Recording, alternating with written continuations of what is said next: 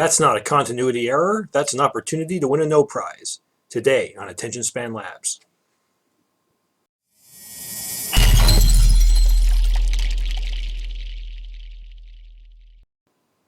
Welcome to part 2 of our episode on fictional world building and the world outside your window technique. I'm your host, author Michael A. DiBaggio, and joining me are illustrators and fellow storytellers Shel Presto and Art Anon. In today's episode, we continue to harp on the necessity of an internally consistent setting, as well as the need to relax your standards for the sake of getting work done. We also dare to ask why the high density of superhero combatants in World War II never seems to affect the outcome. Some of the things we've been talking about reminded me of a argument I had with a friend of mine on MeWe, and you two guys are probably at least somewhat familiar with it. And I think he takes it too far, but his premise is certainly correct. That basically that as creators, we view creative work through a fundamentally different lens of people who don't ever create or write or draw, or they don't ever want to tell their own stories as passive consumers. And part of what we're talking about is Art Anon. You were saying that, you were looking at this old drawing of Captain Atom from the 1960s or whenever it was from. And, you've had it for a long time. But you just noticed that like it was wrong. and Shel was mentioning that, she enjoys looking at Ultimate Spider-Man. And that, it's good, solid art. But when she looks at it with an artist's eye, she knows all kinds of problems with perspective and stuff like that. The one I said in particular was that, the backgrounds in this panel look fine. Everyone would be stuck in the floor at their knees if the perspective lines, like if you could see the whole body that would be off the panel.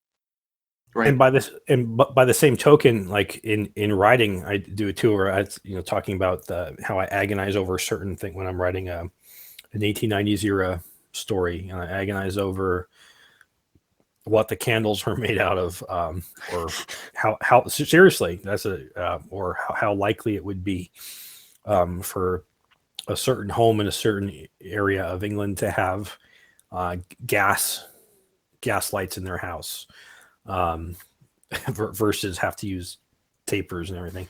And the truth is that, or even, those are sort of like historical or technical questions, or, the way somebody who has a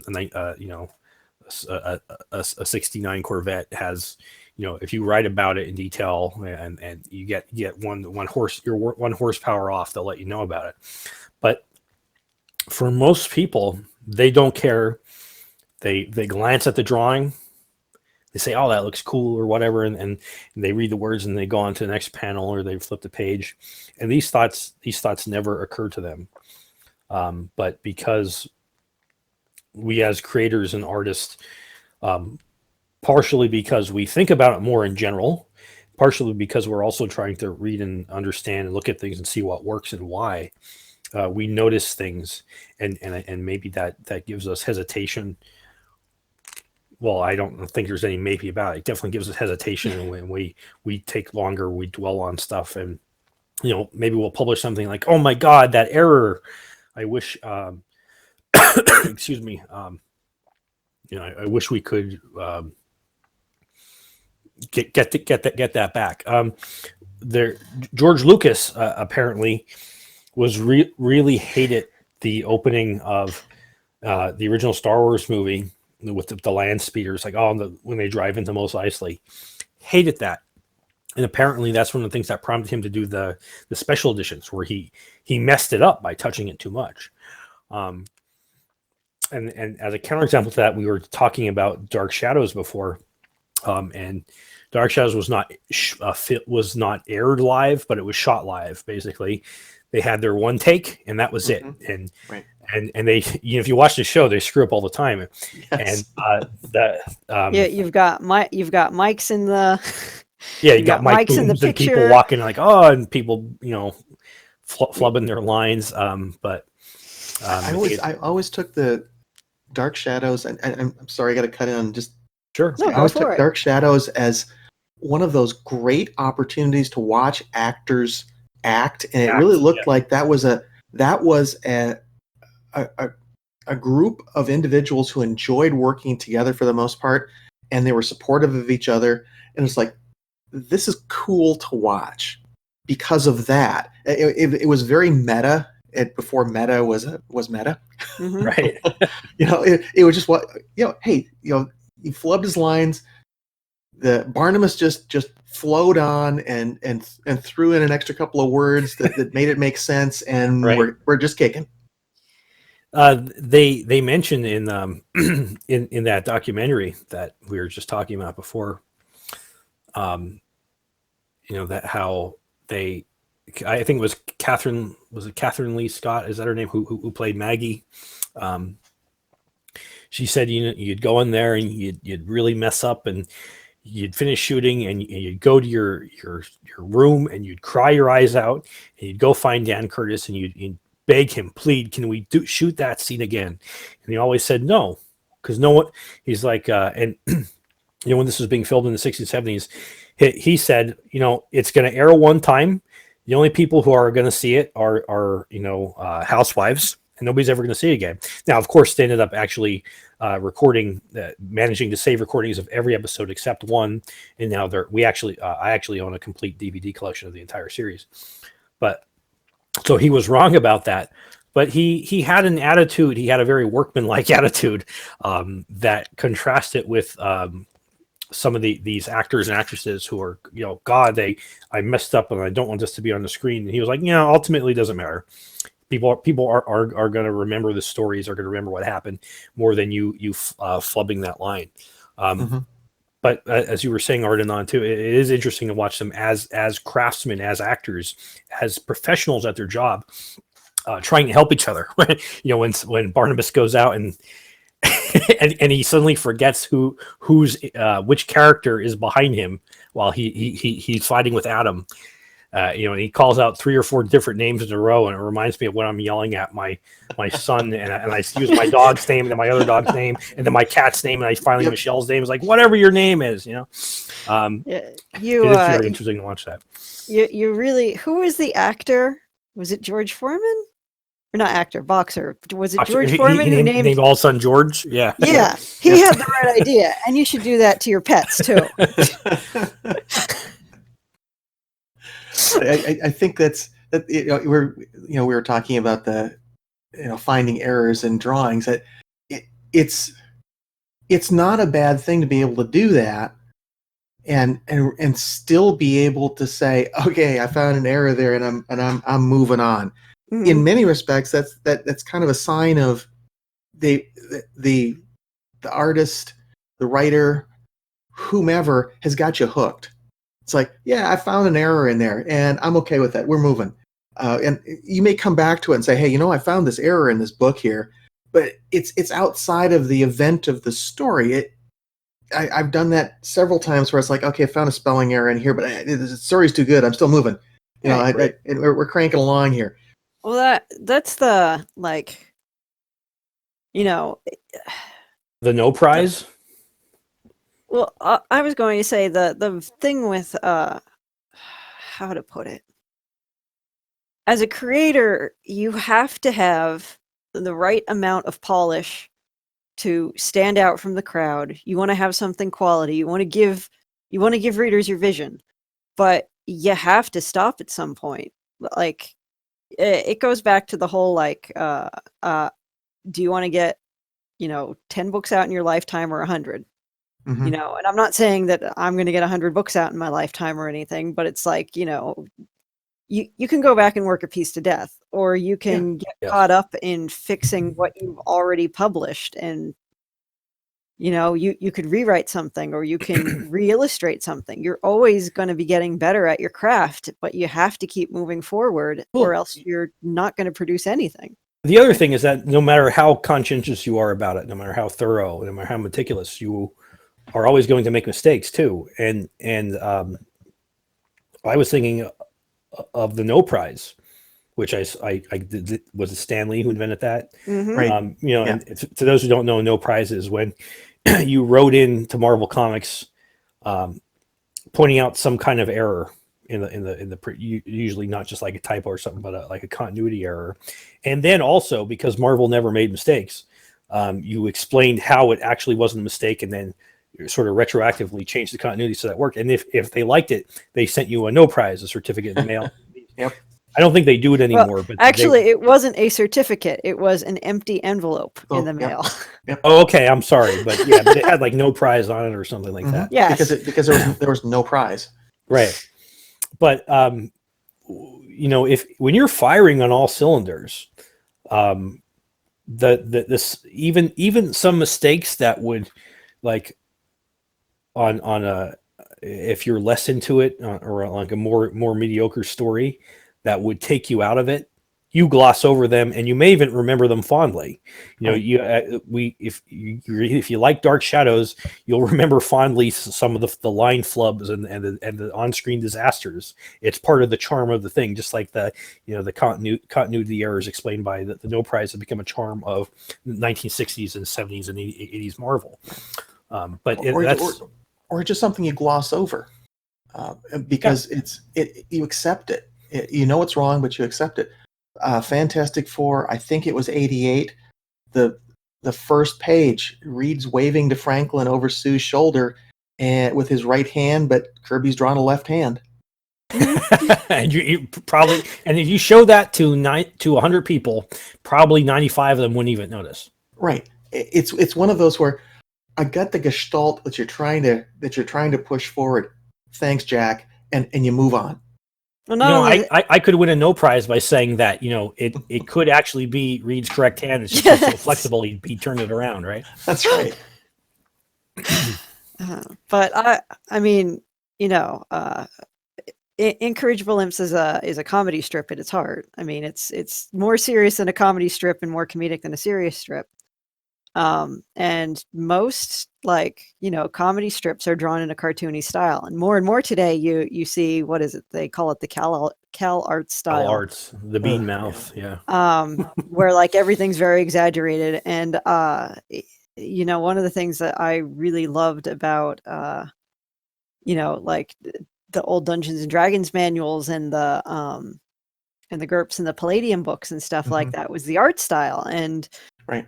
I'm trying, I have people are like, oh, one comic page a month is nothing. And it's like, oh, I'm chasing a toddler around and I've got a toddler climbing on me while I draw these. So, well, one comic page a month, if you're literally drawing stick figures like XKCD or something, is nothing. Or if you're using sprite art, is nothing. But I'm saying because John Byrne can draw 4 comic pages a day. Oh, okay, but most other comic artists right now out there cannot do John Byrne levels of productivity. They just can't. They're not actually able to pump out one penciled and ink page a day. It may take 2 days of and especially if they want it to look anyway halfway decent. Right. Yeah. But I think part of what you're describing, and I think we've all been kind of hitting this, is right back to where we were with the original discussion. There's a flavor of the world outside your window, whatever that world you're working in, that you have to hit to get that flavor of story or that flavor of artwork where you're okay with that mistake. The Kirby Fantastic Four, Kirby at Senate Fantastic Four with Stan Lee, I don't think I can find a lot of mistakes in there because I get so into the story for those first 102 issues. It just drives for me. Okay, I stopped becoming the critic, or it's difficult to stay the critic for long because I just get sucked into reading it again. I go over and over and over, and I'm sure you guys are the same way with Doc Savage books. For me, I'll jump into a Doc Savage book, and it's popcorn for the mind. But oh man, I love that buttered popcorn. Well, that's what I was gonna get at, is that I wanted to do fully rendered drawings for this. I wanted to draw in that old style, and even Art and On, I ask you for advice on, and ask you to look at it or ask for advice on it. And I know sometimes you're nice and you don't tell me things, but I have disappearing scabbard syndrome, and 400 people read that book every month, and no one's written in and said, hey, why does Ruby scabbard and Blackburn scabbard disappear all the time, or it's like, hey, you didn't put the little extra brooch that hangs off of Labyrinth's brooch. No one says that, because Mm-hmm. the important thing is you get the joke. and Yeah, you I laugh think with it on. I'm the one most likely to point that out to you, and I don't think I've ever noticed that. Right. Like there's a level of quality that if you hit it, then you hit it. It doesn't matter what other things are going to be wrong with it, because you can't do everything. Like, Well, exactly. Ardenon brings up the early run of Fantastic Four, and I think that is, and I haven't read like all the first 100 issues or so, but I've read a lot of them, and I to this day think that is the crowning achievement taken as a whole of all of comics. Not even just American comics, but comics in general. Not even just superhero comics. I just think that that's it. That's the exemplar of art and writing and story and characters and setting coming together. And yet, if I sit down and think about it, there's all kinds of things I think about that bother me about the premises of the Fantastic Four. That, in fact, I have in our own Ascension Epoch stories, I take care not to repeat them. The most obvious thing is the fact that Reed is always inventing some fantastic device. He's part of the space program, and then he's creating dimensional portal machines, and he's then doing all this other stuff that he makes anything. He makes the machine that can zap scrolls and make them turn into cows, and he makes like the Sonic Shark missile that can defeat the Silver Surfer during his power and all this stuff. And not only is it from that could be in a less entertaining story. That's one of those things that destroys the backstory, because there's like, why does this never get out? Why does it never benefits humanity? Why are they hiding it? And that's something Warren Ellis played with in his in Planetary. Right. But it's also, it raises the questions like, gee, why don't they ever use this stuff again? Because that machine he built 15 issues ago would have been coming really handy right now. But you don't notice it if like I said, sometimes you're just firing on all cylinders and the story can roll. L. Frank Baum is probably I wouldn't even say probably. But everybody's laughing about this, but because they know what I'm going to talk about. He makes continuity errors in all of his stories, sometimes even in the same story, and yet he's the most beloved American fantasist ever. I didn't even say what he wrote, but probably who L. Frank Baum is. I mean, he wrote The Wizard of Oz and all the Oz books, and they're riddled with errors. I mean, absolutely absurd errors. And part of that's explained by, hey, back then some guy wrote a manuscript, he sent it off, he didn't keep a copy of it. There were no, there was no, Xerox machines. There wasn't a computer to save it on. But he was flying by the seat of his pants. He just wanted to write to entertain. Yes, and it worked. I mean, everybody likes The Wizard of Oz, right? It is. It's completely fantastical, and you don't expect, in some respects, that The Wizard of Oz is going to have the same kind of continuity that one might expect from the Doc Savage serials or the Shadow serials, or a comic book series like the Fantastic Four or Superman or Batman. His is almost the more fantastic and the more outlandish it is, the more it fits. And I think the other thing is it is internally consistent in that it's not like he establishes early on. It's like, don't try. Mm-hmm.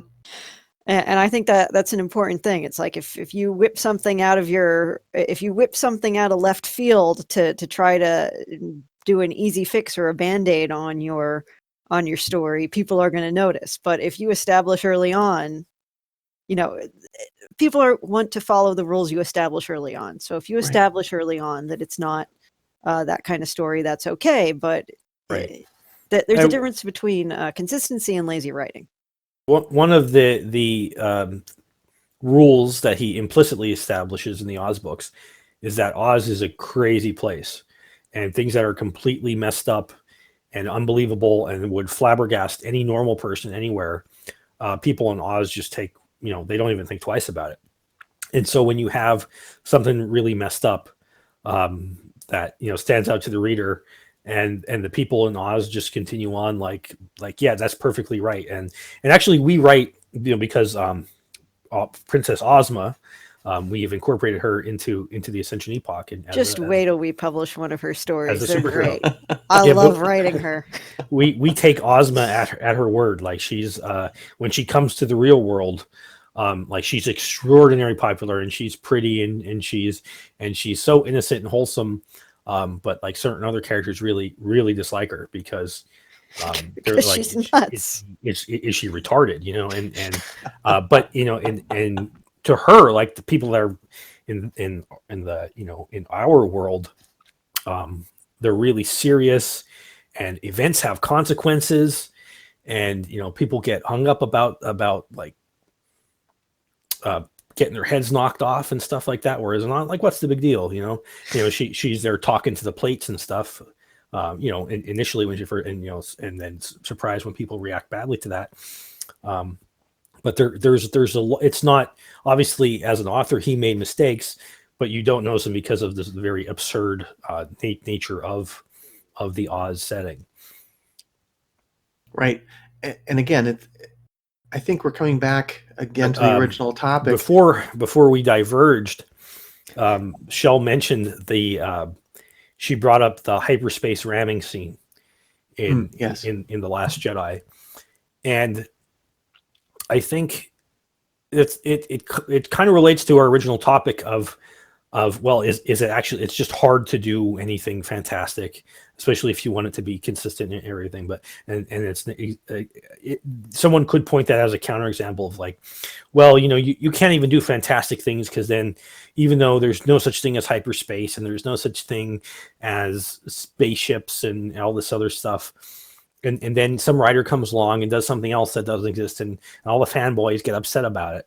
Mm-hmm. But I think, and of course, as you can tell by my mocking tone of voice, I don't think anything of that argument, because these people are confusing something with that, something that Ardenon brings up several times. There's internal consistency and there's realism, and you can have, if something is realistic, it necessarily has internal consistency, but something can have internal consistency and not be even slightly realistic. J.R.R. Tolkien's Legendarium is internally consistent. I'm not saying he never made any mistakes. I mean, he did. By his own admission, he was one of these guys that went back and edited the text. But obviously dragons aren't real, and obviously there's no Dark Lord Sauron, all blah, blah, blah, right? Mm-hmm. But he thought very carefully about how everything worked, and he said, if these things are real, if this stuff happened, then this stuff also follows. And that's what we did also with the Ascension Epoch. We said, right, all right, we have superheroes, and the Martians invaded, like in War of the Worlds. So we said, the first thing we said is, listen, we cannot have the world outside your window anymore. It would be very easy, but we can't even have an alternate history diverging, say, in the 1950s or 1940s. History has to diverge when these things are happening, because there's no way that if people have superpowers, especially very significant ones, especially if there's more than a couple of them, especially if we start running with the idea that they are employed in military units starting in the Crimean War, there's no way that history does not turn out differently. That was another bit, like, you can't, that there are so many science fiction books, or steampunk books, or all sorts of things or superhero books, where people get fantastic powers, and then it's before World War II or during World War I or something. And World War II happens exactly as it did in the real world. And it's like, how does that happen? All the weapons are different. Yeah, it doesn't, because it doesn't. And just based on what we were talking about, there are going to be consequences for the fact that Superman exists. Mm-hmm. Right. It will change how you think about life. I was never a big fan of the was it Elliot S. Magan who wrote the novelization of The Man of Steel? Yes, I think so. Okay, but there's a line in there that are just a maybe a paragraph. That's about the only thing I think is really salvageable out of the book. And it's someone who's talking to a reporter. They might be on a talk show or something, but they say mind cave in. Before Superman, the mind cave in would be, you'd think about what that event means. If you're in the mine, you're praying to your creator. You're reviewing your life, recognizing that you don't have much longer to live. After Superman, you're waiting for him to show up. Right. Mhm. It's an entirely different outlook that you have if Superman is in your world. You may never meet him. You may still die in that mind cave in, but your thought is, what if Superman is on his way? Mm-hmm. Yes, there are certain things that once they happen, um, upend everything, and nothing can ever be the same again. In the Ascension Epoch, with the Martian invasion, it's tempting sometimes for when I'm writing books that have nothing to do with the Martian invasion, take place 100 years later.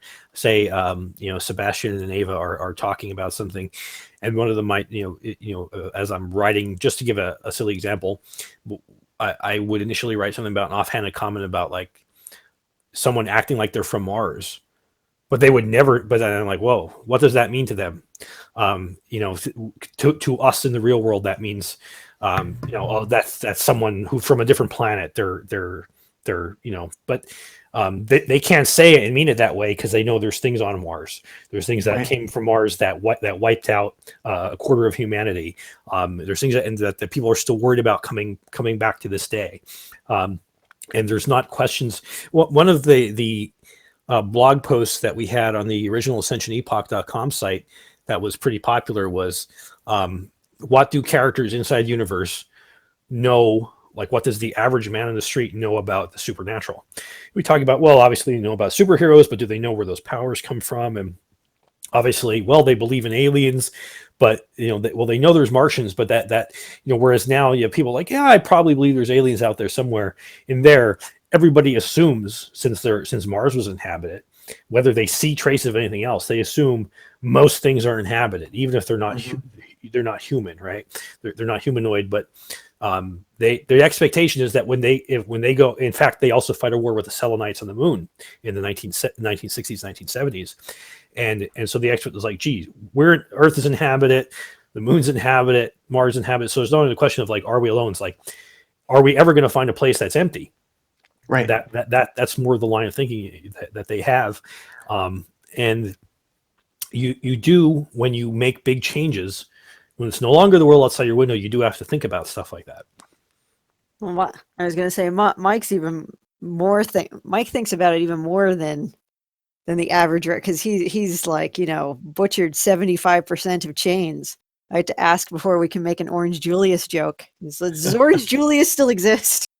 Well, Orange Julius exists in the SpaghettiOs. Orange Julius exists in the Ascension Epoch because in one of the as yet unpublished Challenger Foundation stories, Bulwark sarcastically calls Dart Orange Julius because Dart's a resurrected Roman superhero. But we actually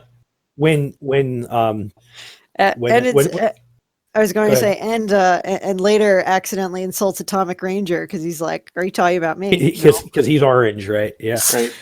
But when Sebastian and Ava go onto a date, when they go to a local restaurant, or something, like even if they go to a chain, we don't use. We have a list of alternate stores. Restaurant names. Yeah. Mm-hmm. Like Cracker Barrel is Country Kitchen, KITSCHEN, because it's filled with kitschy crap, just like Cracker Barrel has all the stuff along the wall, right? Right. And they have the knickknacks there, and then stores that closed stayed open, so Hills still exists in their universe. So we also do the opposite thing where and we don't do this just for our indulgence, to maintain verisimilitude that this is a different world. One thing we do is we say that a lot of the department stores that we used to go to that were real life, that used to be open in the real world, like Hills and Lanco and Kaufman's and stuff like that. They exist, and they still exist in the current day.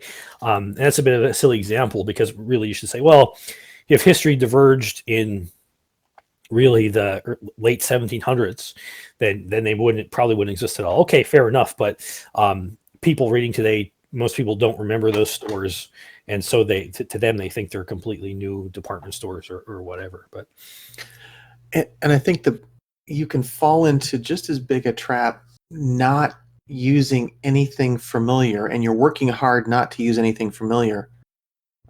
You can create that, unreality or lack of internal consistency and continuity by trying to avoid that. absolutely. Recognizing that Lloyd's of London may still be around. You never know, because Right. it was popular or well-known, or it was established long before the event occurred. So after the event, well, we'll rebuild it. We'll bring it back again and make it better, or however you want to approach it. So it's not unthinkable that you'd have something that would pop up that would be survivable after a catastrophe or after a change in the way government works, however it happens to play out. Hey, you bring up. I'm sorry, Shell. Go ahead. I was going to say, I think the most important thing, it's just, it's pretty much exactly as you need to give something just the right amount of polish. There's no right or wrong amount of detail or thinking you can do about this.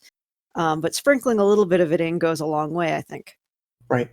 It gives the reader that hook to say, I recognize that. I have a familiarity with it, and helps them to like what you're doing. Like you said, it's some seasoning. Throw a little bit of salt on.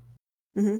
Ardenon, you bring up a point that actually a significant problem I have that I don't talk about because it's so difficult to talk about. But there's times when I'm writing and I'm like, I want to say to build this a connection that, especially if I'm going to tell a joke. Jokes work best when you have to have familiar, because if you don't get a joke, it's not funny, obviously. Mm-hmm. So I want to make some kind of jokey reference to something, and like the immediate thing is to appeal to like a song that exists in the real world, but that wouldn't exist there, or like a particular brand of something, and I'm like, oh, I can't tell that joke now, or like I'll mention like, oh, I need I accidentally write, oh, I need a Tylenol. Like, oh, gotta change that to aspirin, or something, or I needed acetaminophen, right? Because if I'm being strict with myself, I'd say, well, how likely is that to happen? But there, as you say, there's a point where you have to let it go, because otherwise it is too jarring to the reader. And I'll throw this one out. You've come up with 100 jokes like that and say, no, can't do it. But you pick one out of them and say, well, what if I did this one? What would that entail? What would it imply? Work it backwards to say, this thing, this product, this song, it did survive. It did get made. Maybe it isn't quite the same, but right. it endured. What would that imply? So I think you can play that game too and have some fun with it on the backside. Mm-hmm. Absolutely. Yeah, we mentioned the country kitchen Cracker Barrel motif, and there's we have a bunch of other restaurants that, in fact, that if you think about them, they're in jokes, and that was my attempt to work backwards from something I thought was funny in real life, but I couldn't use as is. But and it's something that you have to be a little thoughtful with, or you can just you can go all out and throw caution to the wind. And maybe it'll work too. It really depends on individual taste. Like the other thing too, and this applies to any sort of creative effort. No matter how much you try to get it right, there will always be some segment of the audience that they're just not having it, and that one thing that you think is okay just completely ruins it for them, and ultimately there's no way around that. You just have to accept that, because think of the greatest book you can think of, and then go on Amazon and there's still a 1-star review for it from someone. Right. No, I think the other thing though is that it's like you do need to leave touchstones for people to, and usually you only get into it with like really far out sci-fi or really far out fantasy, but like you do need to leave touchstones for people to ground themselves. Like you do need elements of the world outside your window, so that you know, was it Flatland where it's about shapes Yes. in a 2D? Yeah, Right. yeah. It's a 3D individual who finds himself a 2D world, but actually, Did you cut out there? Yep. I lost him. oh, sorry about that. Can you hear me now? Yeah, can hear you now. Okay. Flatland. Yeah, Flatland. Yes, it's a book about an individual who journeys into a 2D world, sees a 2D world, but they can't see him other than a representation or a projection of a 3D object in their 2D world. And then he is taken into a higher dimensional world, like a 4D or a 5D world, to see the opposite side. You can't imagine the higher order dimension. I think this was Alan Moore did it in his 1963 series with one of the heroes was fighting a fourth dimensional villain, Right. an invader. So the fourth dimensional person could see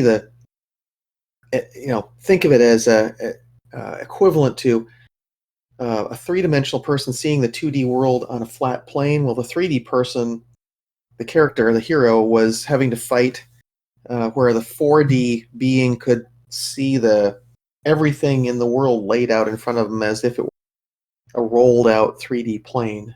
Mm-hmm. Yeah, I read the it's like a children's book or something called Flatland when I was. It wasn't a children's book. No. I mean, it was written in 1884, I think. Oh, I read Let it me look it up. Yeah, it actually was 1884 because it was written by a school teacher, but it wasn't. I read it and it didn't seem like it. I mean, it's a satire, right? But it didn't seem to me to be like a children's book per se.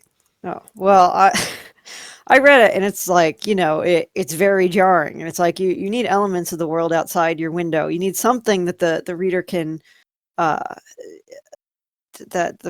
latch onto and feel familiar with and go into the weird or the different from there. Mm-hmm. Or else you're throwing someone who can't swim in the pool. You're throwing them into a different plane of existence. That's why Flatland came to mind. Yeah, I think you make a very good point, because when I say, oh, I don't like World Outside Your Window, one thing we should not do is take it to the absurd extreme where you take that to mean, well, you should never have anything at all that anybody can relate to. They shouldn't have cars; they should have florgs. And they say, I got into florg, and I went to work today. I was like, what the hell's a florg, right? I mean, unless you're going to explain what a florg is. Right, but you don't get into a florg. In is the wrong word for it. Right. I think I think the real analysis is leading to that the story you want to tell should have the appropriate world outside your window. Mm-hmm. And that world needs to match. So if I'm looking to see the world that I live in today outside my window, there are certain stories that will work with that.